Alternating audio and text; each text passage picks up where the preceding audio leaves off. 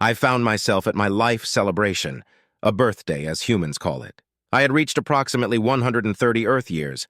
It coincided with Discovery Day, a day of profound significance. Before Discovery, birth records were unheard of among the Vor'Nath. Our race's original name was lost to history. Many of us who were alive at Discovery adopted that date upon learning about birthdays. Prior to this discovery, long life was unimaginable and not something we would have wished upon ourselves. The term Vor'Nath translates to lower slaves, which encapsulates our plight. From birth to death, we toiled under the Kreth. This existence defined us until sudden enlightenment dawned upon us. "Great-grandfather, can you share a story?" Allison asked eagerly, drawing her siblings and cousins closer. I added a log to the fireplace. "Don't trouble your great-grandfather too much, young ones," cautioned my daughter Yorick. "They're fine," I reassured her. "It's Discovery Day. How about I tell you the story of why we feel indebted to the humans?" "My teacher says we don't serve anyone anymore," remarked Sidris, Allison's cousin. "That's technically true. Humanity has never demanded our service. Yet in my heart we owe them a debt that can never be repaid. I was just a child when they found us."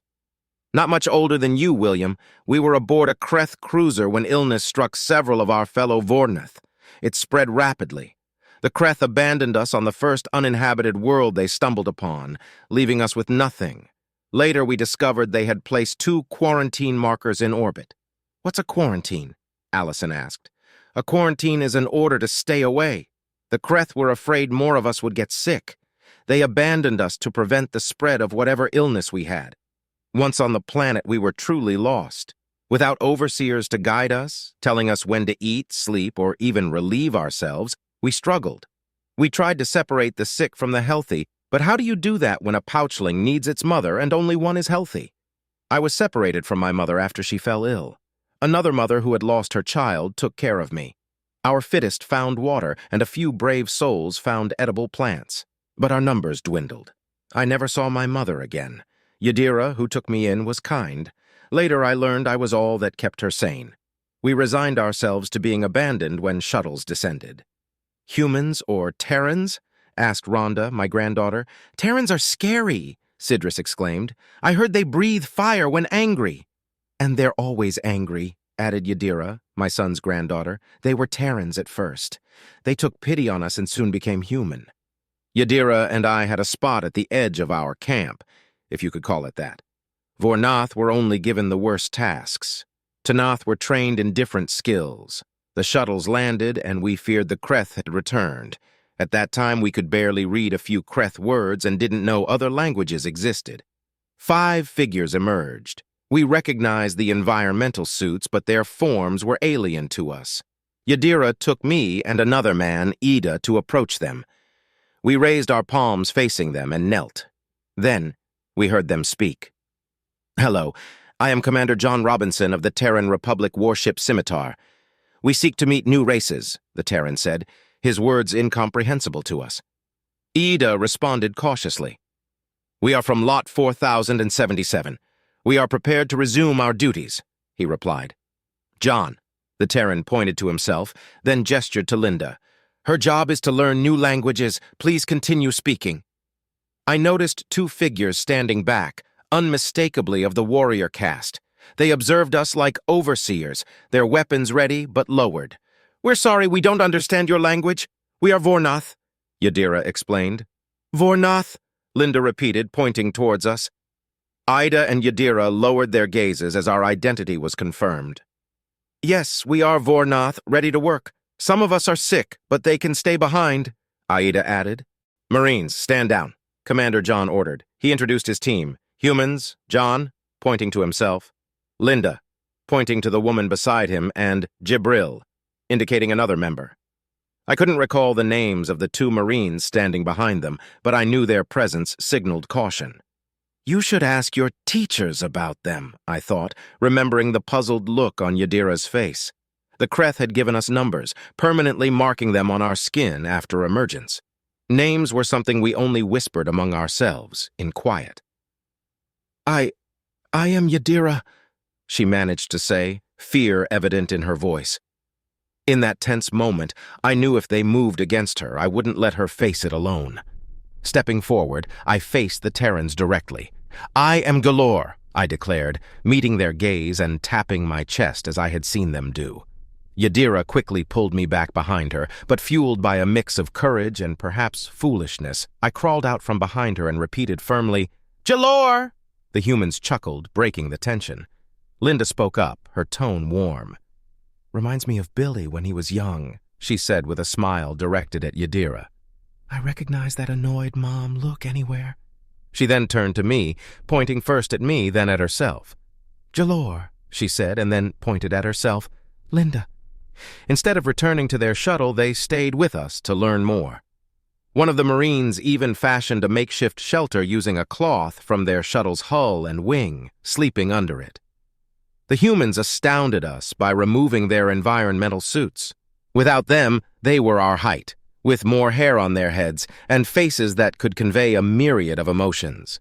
Linda showed Yadira pictures and videos, bridging the gap of understanding.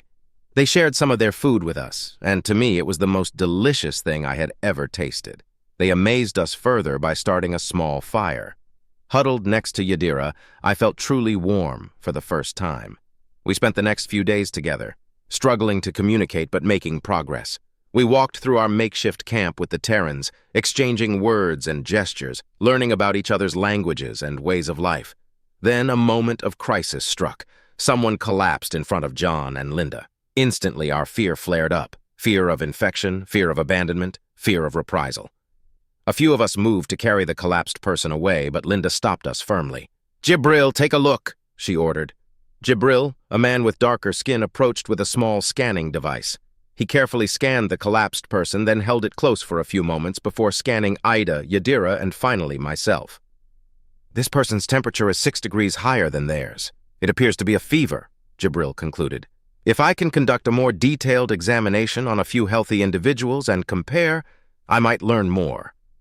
The situation hung in uncertainty. Our fates intertwined with these newfound allies, facing a test of trust and understanding unlike any before. "Exo to Scimitar. We've potentially been exposed to some form of infection. Corpsman Adukwu will investigate. I'd like to send a medical team down under infection protocol soon. We might be able to assist them," John explained into a small device he retrieved from his belt. "Have HM1 send all findings to us when possible. Doc Kim will review and make the final decision. Until then, monitor yourselves. Scimitar. Actual out," a voice responded from his communicator. Linda and Jibril attempted to explain their intentions to us. Jibril demonstrated using tools on John, while Linda spoke earnestly. From what I gathered, they wanted to examine us. We were accustomed to overseers examining us periodically to assess our abilities for various tasks. No wasn't a concept we knew well then, so we agreed. When Jibril used a needle to draw blood samples from us and a few sick individuals, we braced for pain.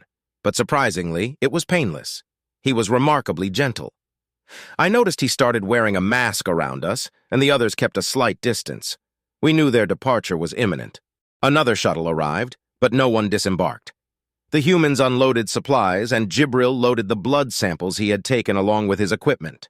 Afterward, the shuttle departed, leaving the humans behind. Among the crates they brought were provisions, which they shared with us. They insisted that the sick be served first, followed by the young, the elderly, and finally, the rest of us. I was saddened when there was nothing left for what I hoped would be our new and first friends. I offered my last bites to Linda, who politely declined, saying she wasn't hungry. I couldn't fathom this. Hunger had always been a constant. The next day, 2 large shuttles landed. The first person to emerge was a woman in a uniform similar to John's. He approached her and saluted.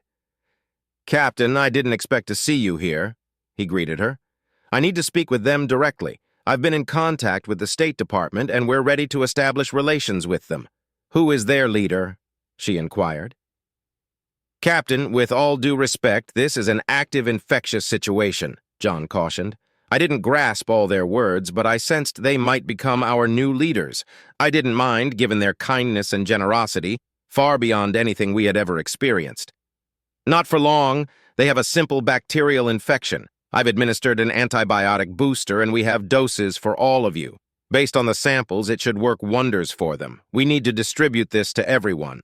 Another man, later revealed to be a doctor, explained. We've incorporated it into these ration packs. It may not improve the taste, but it should provide the nutrients they need as well. Aida and Yadira approached them, with me following closely. Hello, I am Captain Melissa Scoggins. I command the ship that discovered your group. Do you speak for your group? She asked. I'm not entirely sure what you mean. Normally an overseer speaks on our behalf, Aida replied. I understand you were slaves. I want to be absolutely clear.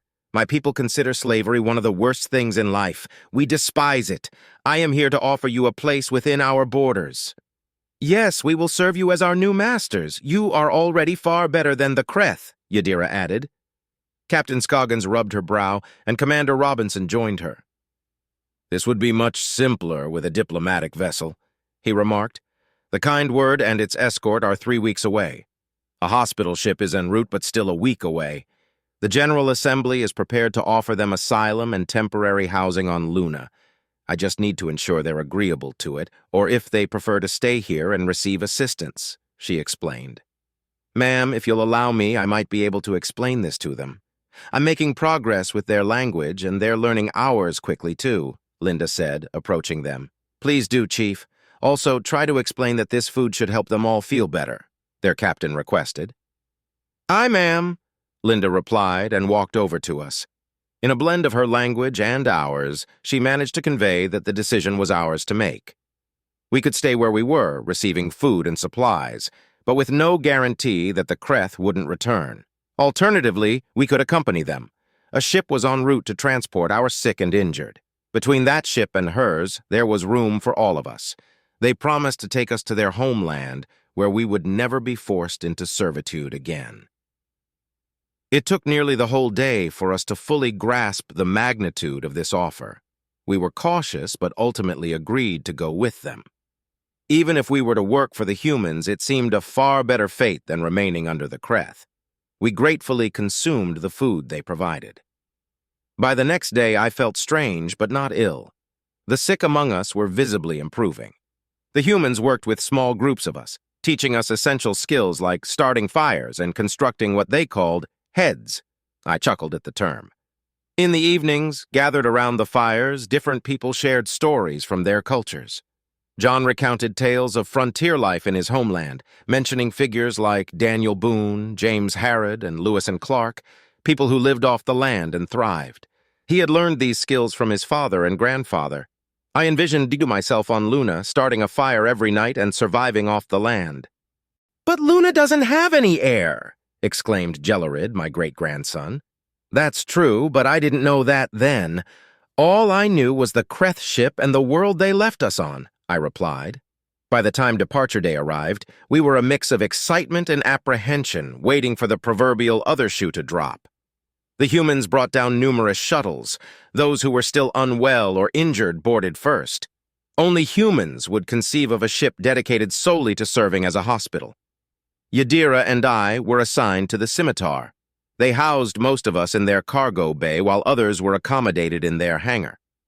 I marveled at how they managed to park their shuttles so close together without colliding. The gaps between them were barely wide enough for my fingers to fit through. Life seemed to improve dramatically. I remember the lights dimming and feeling the lurch as we made the jump to FTL. I was fortunate to be with Yadira, who had become a leader among us. I think she feared losing another child. I certainly feared losing her. There were many meetings with the captain, with their Secretary of State appearing on their screen. He assured us that while the coming months might be challenging, the years ahead would be better. This was when humanity finally asked something of us. We had anticipated they might request labor, and we volunteered on their ships as much as possible. Instead, they sought information. They wanted to learn about us, the Kreth, and anything else we wished to share. We spent much time with Linda. Regarding the Kreth, we could only provide limited details. They had owned us for countless years. We didn't know our original name, technical specifics of their ships, or much else beyond our daily routines of work and punishment by overseers. Once they understood our concept of years, they calculated that the oldest among us were no more than 42 of their years old, a significant age to us, but relatively young by their standards. One day, while talking with Linda, I recounted my earliest memories of reaching out from my mother's pouch to hand her a bottle she used for cleaning surfaces. It was a game for me, predicting when she would need it next. Suddenly, a loud alarm sounded, filling the room and echoing throughout the ship. The captain's voice rang out over the intercom. "All hands, general quarters, man battle stations, unknown vessel approaching at high speed CBDR. "We need to get you back to the hangar," Linda said urgently, but before we could move, her communicator buzzed. "LAC Park here," she answered. "Chief Captain, bring Yadira to the bridge, please. I want to see if she recognizes this ship," came the response. With Linda leading us, we hurried to the bridge. It was my first time on a Terran bridge, and I was awestruck. There were stations manned by crew members all around, with the captain's chair elevated in the center of it all. "Weapons ready, countermeasures ready. Fire control has a solution, ma'am," one crew member reported. "Very well," Captain Scoggins replied calmly. "Communications? Any luck yet?" "Not yet, ma'am. The hull markings appear to be a language. It's similar to the Kreth words we've seen from our guests, but the sample is too small," the communications officer reported. "That's a Kreth ship. They want us back," Yadira stated with certainty. "That's not going to happen," Captain Scoggins asserted firmly, and I believed her. "Chief, are you ready to speak for us?" "Yes, ma'am," Linda affirmed. "Good. Hailing frequencies, patch in the Galen," Captain Scoggins ordered. I could hear voices on the other end, their tone sending a shiver down my spine. "Return our property or die," demanded the Kreth. "Tell them they were found abandoned. By our laws, they belong to no one," Captain Scoggins instructed. Linda relayed this message, and I felt Yadira hold me tighter. "Irrelevant. Return our lot or we open fire," the Kreth responded. The captain gestured with her hand parallel to her throat, and a moment later the comm system chimed. "Tactical analysis," she ordered. "It's difficult to say, Captain. If this is their maximum speed, we can outrun them, but just barely. Our weapons appear evenly matched, but I can't guarantee anything," another crew member reported. "Just the Galen, please," Captain Scoggins instructed. Another chime followed. "Keith, are you listening in?" "Yep, wish we could help, but only thing we're packing is needles and rubbing alcohol," Keith replied over the comm. The bridge crew shared a chuckle, displaying a resilience and humor that impressed me deeply. In that moment, I realized I wanted that spirit of joy, not just for myself, but for all of us. "Maybe you can. Your ship is faster. Increase your speed to maximum and get a tight beam to Fifth Fleet. See if they can have a welcoming party for us when we cross the border. Should be a few cruisers available," Captain Scoggins suggested. "We're on it.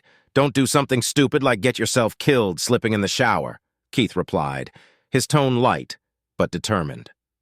I heard the announcement that his ship had increased its speed. "Back to the Kreth, please," Captain Scoggins requested. Another chime followed. "Chief, translate, please. This is the Terran Republic warship Scimitar. You are unknown to us, but know this. We conquered Terrell and dismantled the Gret Imperium. Slavery is abhorrent to us. Turn around now, and we'll be on our way. Maintain your pursuit, and you will guarantee our wrath no matter what happens." "What happened next?" Allison asked eagerly. "Well, I'm still here, aren't I?" I answered with a chuckle, which made the kids laugh too. "I remember being there and thinking I'd get out and fight them myself if I had to. It was a powerful feeling." They responded by launching a missile at us. It was my first real encounter seeing Terrans in action. I watched the missile approaching on the view screen, and the bravery I felt moments ago turned to sheer terror. Suddenly, a loud buzzing filled the air. Bullets streaked towards the missile, which exploded upon impact. Later, I learned that Terran ships are equipped to intercept enemy weapons and withstand significant damage. "Maximum speed now," Captain Scoggins commanded. "Maneuvering, Con. Give us everything you've got. Think outside the box if you have to." "Aye, Captain," came the swift reply. Then, over the speakers, "Prepare to reduce power. Artificial gravity will be partially offline in 5 minutes." "Chief, get them back to the hangar. Explain the situation and double-check for space," she ordered briskly. Linda escorted us back, explaining as best she could that we were about to become lighter. I didn't fully grasp it at the time. Yadira helped clarify for everyone else in the hangar while Linda hurried to the cargo bay. Later, lying on my cot, I felt the ship surge forward and a strange sensation in my stomachs, almost like falling. Many of us became sick. Some thought it was a form of Terran torture. but most of us trusted them. Little did I know then that we would continue fleeing for days, slowly gaining distance from the Kreth pursuers. The hospital ship Galen had already reached Terran space and alerted them. By the time we approached the border, 6 Terran battlecruisers awaited us. We raced past them, and I felt the slight increase in gravity as normal conditions returned. Gravity, something I've always appreciated since. "What happened to the Kreth?" my granddaughter Linda asked, sitting beside Sidris. She had heard the tale many times, yet I felt a swell of pride as she settled in to hear it once more, especially with her daughter. They halted in their tracks. Terran warships had railguns, missiles, everything trained on them. Terran fleets are formidable alone, but their strength lies in coordination. We later learned they aimed to compel a surrender and possibly liberate more slaves. I've read about the Marines aboard those ships. They were eager to board a new type of vessel. The Kreth, however, were cunning. They turned and fled as fast as they could. We pressed onward, arriving at Luna a few days after the Galen. I was struck by the starkness of our new home. There were no fires crackling, no babbling streams, and thankfully, no hostile natives. Instead, we found ourselves surprisingly content. Unlike the communal living bays or curtained-off beds on the Kreth ship, we were each given our own homes. Yadira and I settled into a modest place with a single bedroom. Linda, our guide, showed us around and patiently explained everything. It was here that we discovered the marvels of human cuisine, a stark contrast to the buckets of feed we shared aboard the Kreth vessel. Humans had mastered countless ways to prepare food, but for me, frying remained a personal favorite. "It's still my favorite too," exclaimed Niaj, my youngest great-grandchild, the son of Erid. I leaned in closer to him. "I could eat fried broccoli every day," I replied with a smile. Access to the internet was overwhelming at first, a flood of human knowledge and experiences. Slowly, we began to grasp the extent of the mistreatment we endured under the Kreth. It became clear why merely mentioning slavery could incite such righteous anger among humans. It was much later that we fully comprehended what true bloodthirstiness meant. When the scimitar departed, leaving us behind, the enormity of our transformation became apparent. Linda remained with us, a reassuring presence whenever representatives from the General Assembly sought to learn about our ordeal. They asked probing questions and patiently answered ours. "So what's next for us? What will really happen?" Yadira asked one evening. "The short answer is it's up to you. The longer answer is a bit more complex. Your race is welcomed into human society, but many of you lack the skills necessary to thrive.